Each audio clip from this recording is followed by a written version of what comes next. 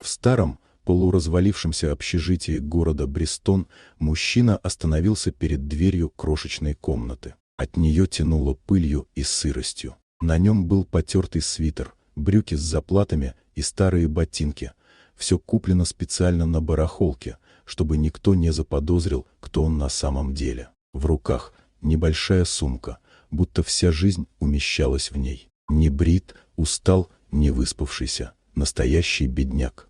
Но этот человек, Майкл Грей, был владельцем многомиллиардной корпорации и особняка в престижном районе Лейквуда. Он нарочно отказался от роскоши, чтобы увидеть, как живут и ведут себя его сотрудники, когда думают, что перед ними никто. На следующий день Майкл пришел в собственную компанию, но не через главный вход, а через служебный. Его приняли разнорабочим, выдали униформу, метлу и поручили таскать коробки. Он молча трудился, наблюдая, кто ведет себя высокомерно, а кто способен на простое человеческое сочувствие.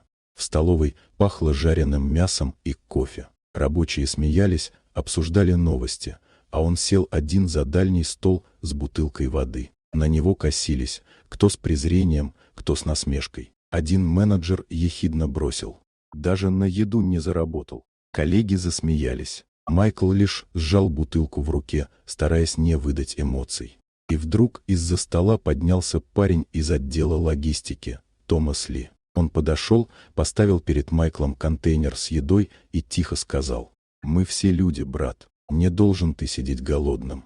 Зал стих. Смех оборвался, кто-то отвел взгляд от стыда. А Майкл впервые за день едва заметно улыбнулся.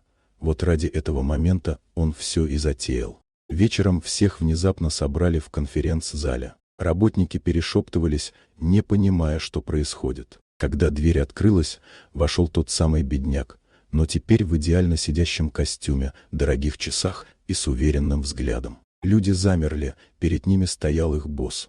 «Я хотел увидеть, кто вы есть на самом деле», — сказал он. «Когда рядом тот, кто, как вам кажется, ниже вас. Сегодня я увидел правду».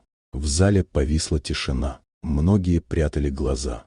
Майкл подошел к Томасу и продолжил. Один человек проявил сердце, когда другие показали равнодушие. С этого дня ты больше не просто сотрудник. Ты будешь руководить, потому что у тебя есть главное — человечность.